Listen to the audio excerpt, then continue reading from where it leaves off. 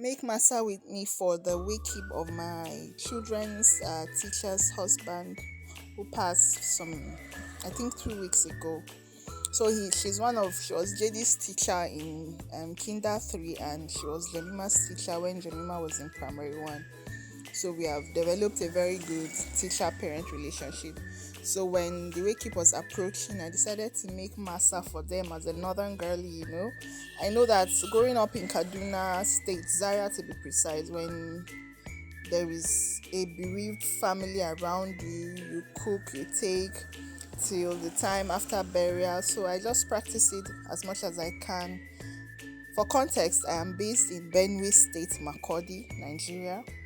And so I just decided to make something for them. Before now, I made, I think, rice and stew with fish and took to the house. The other time it was bags of water. And for today, I decided, let me just make something that they hardly have around. So they are from Benin, yes, Edo State. So I did that and I took it. And honestly, it was such a big win. So I like to have tatashe and onion in my masa. So that is what I did. While I was making this masa, and the funniest thing happened. I just started hearing somebody playing the piano in the parlor, and I decided that let me go and check. And to my surprise, it was Dan Outer. So, and in the next slide you'll be listening to is my Dan Outer playing the piano and singing a song. Okay.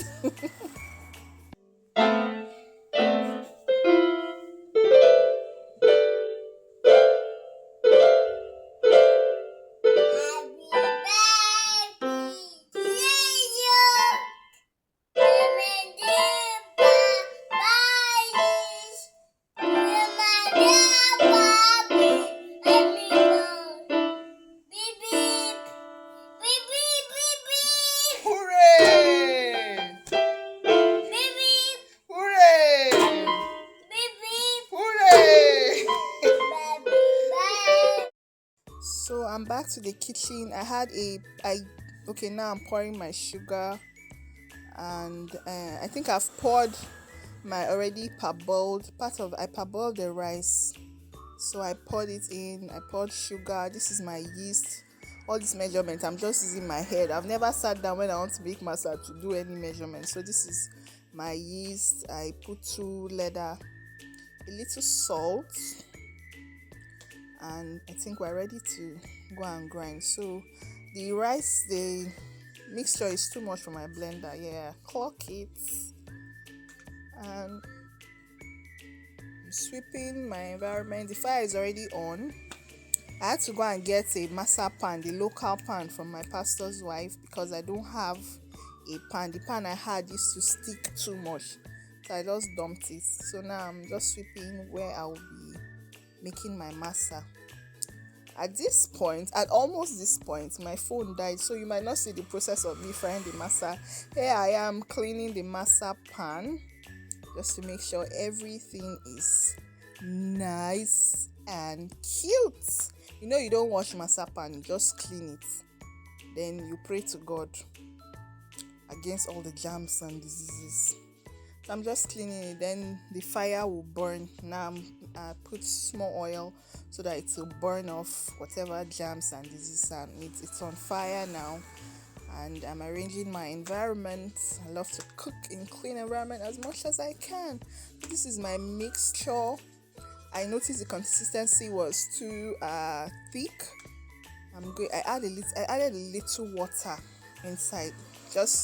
Here I am adding the water just to maintain a very good consistency that I can use to fry.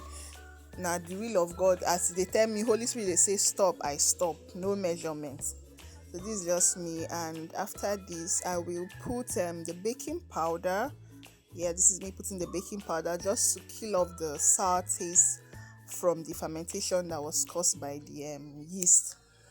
After now, I'll mix it till it's smooth. It will be to have clumps from the baking powder. So I just mix it up till it was smooth, and I started frying.